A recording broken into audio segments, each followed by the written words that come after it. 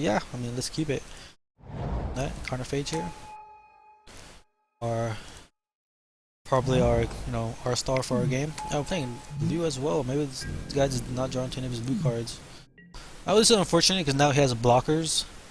Um, so do we want to prevent this? Huh. I want to say no because he's gonna block and die. However, if we draw into um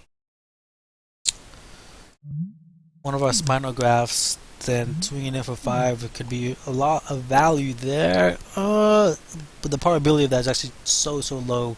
I think we just don't pay the life there.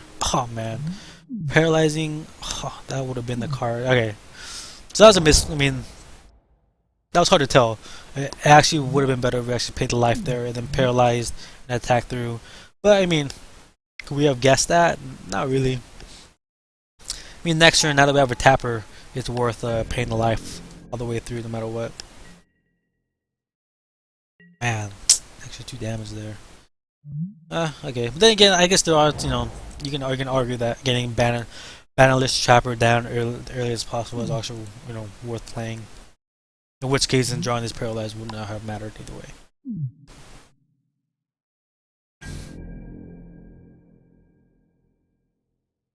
See attack here and discard. He's attacking. I mean, we're taking. See what he discards here. I'm assuming he's discarding.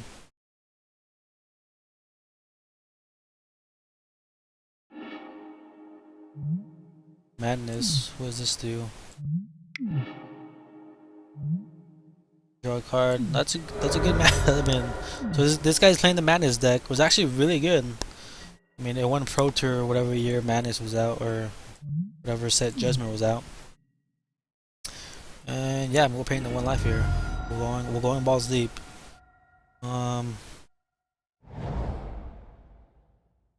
Play our Defiant Elite. Then let's swing in for 3 so we keep up on this race.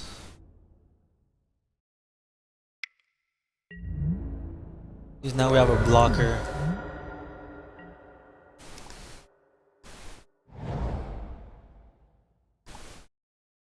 Alright, so now it's not mana screw this game. That's one thing to note.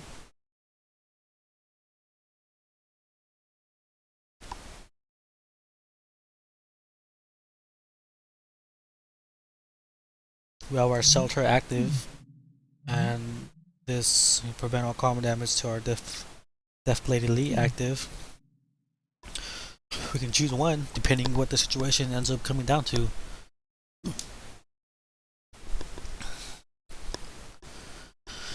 It's okay.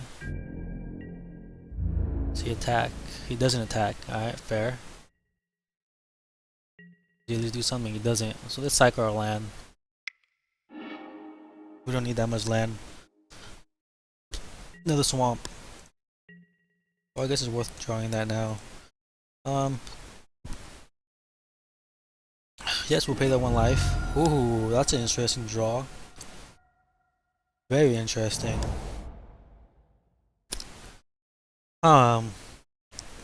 Would he have something to deal with this? Potentially could. I guess let's hope he doesn't.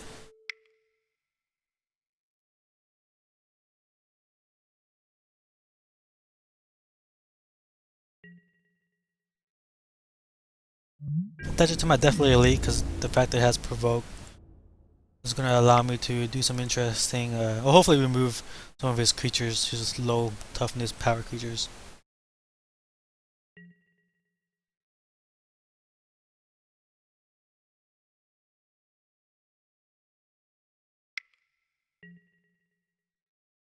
Alright, that's good. I mean, yeah, draw your stuff, but we're still going to kill one of your creatures. What does this do? Read the top 5 cards of your library. An opponent separates them into 2 piles. Put 1 pile into your hand, the rest in the bottom of your library. So what does he have?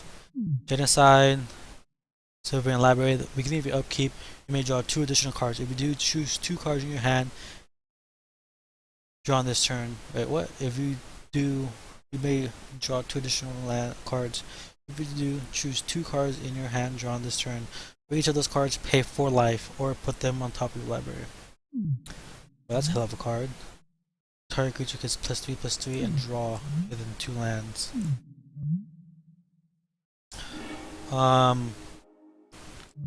Serene library. It's a very interesting interaction.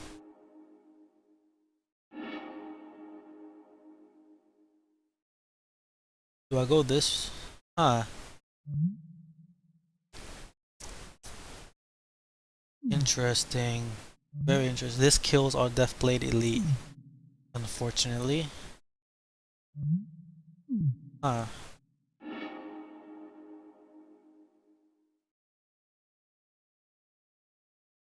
This is very hard. If any of you guys have any input, please by all means let me know what you guys would, how you guys would separate this. Living Library is a pretty ridiculous card.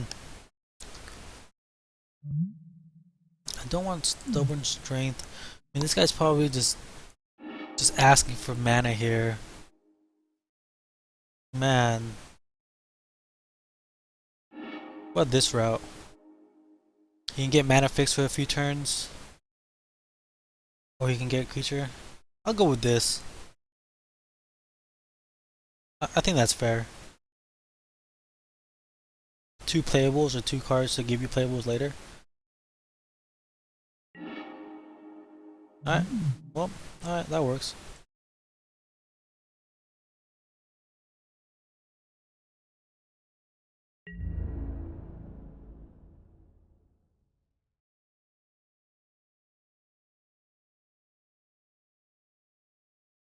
You have to block here. It's like you don't have an option.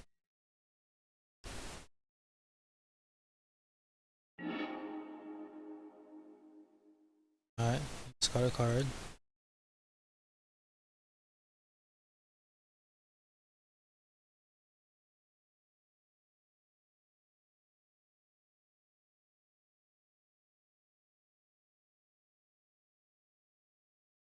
So far this is good. At least now when he does kill our Deathblade Elite, we are still able to, you know, get better trades off of it. Because now we just traded 2 for 1. So when he does trade our 2 for 1 here, we'll still, you know, the same card draw an advantage in a sense. If that makes sense. I don't know if I worded that right. But let's see what he decides to do here. We always talk about Paralyze, which is going to allow us to get potentially allow 1 extra turn to get creatures or get damage through. He decides to play Deranged Hermit. Oh man. Well, I mean, that's a card, alright. It's a good card at that.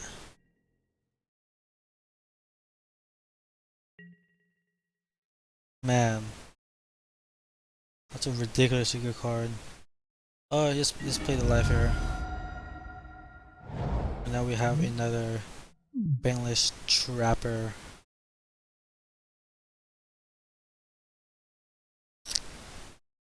Well, this is interesting. Is it worth cycling our shelter here? Let's see if we can draw into an answer for his Deranged Hermit, though we don't have many answers for that.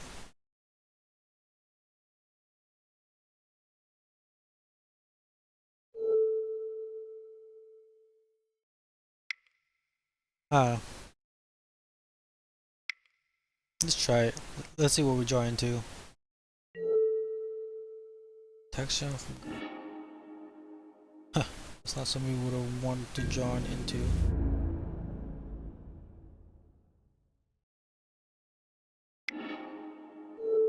Guess we just get the Deranged Hermit here.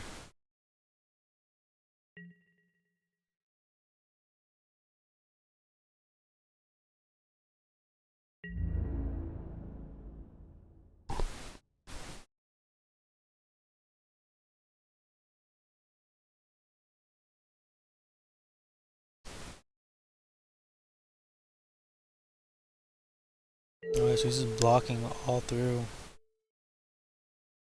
Interesting.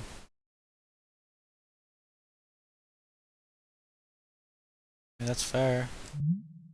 So I killed Deranged and a squirrel, and he's left with 2 I think we do. Yeah, that's fair.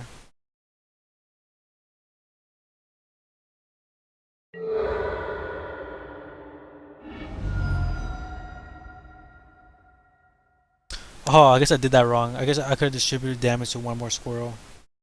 Huh. That was a little unfortunate.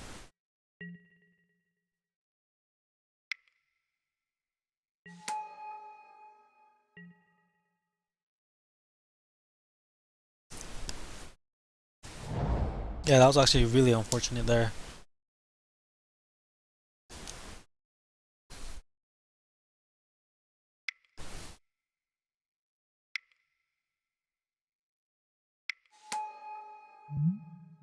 Now has his genocide down.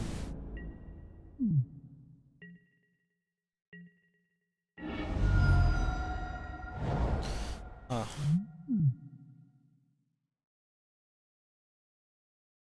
So, I think it's fine doing paralyze now on this genocide. Gets tap. Tap a squirrel. And then attack for 3.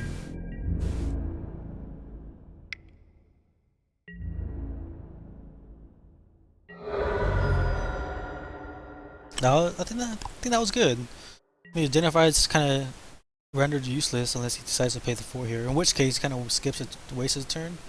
Oh yeah, so yeah, I kind of saw that coming. Him not wanting to play. Yeah, I mean that's a card, not a card we really care too much about. And we know one card in his hand is that pump spell with draw a card. We have Expunge to actually combat that quite nicely.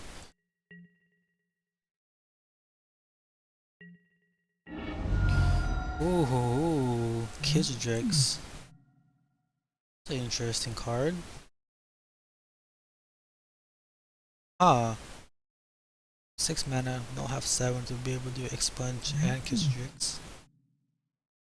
So I think it's worth playing Kizadrix here actually.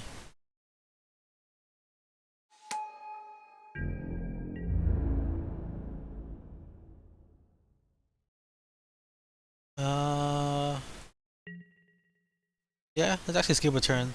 I guess we did pay a life there for no reason, but I mean, drawing Kizadrix, man, that's gonna be good. Now we have 2 ways to tap his creatures down. What a pretty good spot.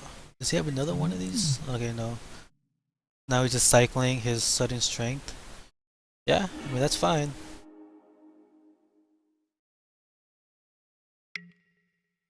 And brainstorming here. I mean that's fine again. That's definitely gonna allow him to populate his hand with stuff he does want. Hopefully the stuff he does want is not that great. But we have the fact that we have 2 banless trappers, like you know, green, blue. There's not much removal. So all he can really have is just creatures or draw cards. I mean, I guess he could have bounce, but okay, never mind. So now he's actually playing paralyzing here. So he doesn't have much going on apparently, which is really good because our balanced trappers are gonna just tap his guys down. I'm assuming he plays another creature. Yeah, we're in a really good spot here. Drawing into Kizadrix was beautiful because our opponent is always gonna have a creature. Just the fact that we're gonna tap probably his Genesis down all the time and he's really not gonna be given the opportunity to die. Oh whoa, he's lost some life. What's he doing here? Oh, trying to. Okay, well it looks like we just won actually. I mean, what can he really do?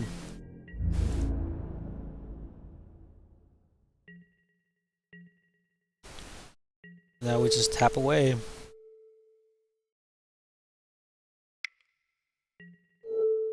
Tap away.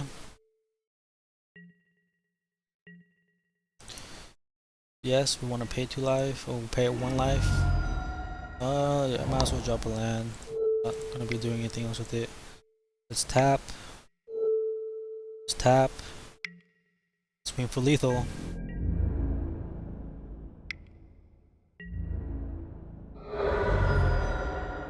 There we go. Second round to us. Woo! That's it's a good feeling right now. I feel good. Little buzzed, little excited. It's a good way to spend Saturday doing your first vintage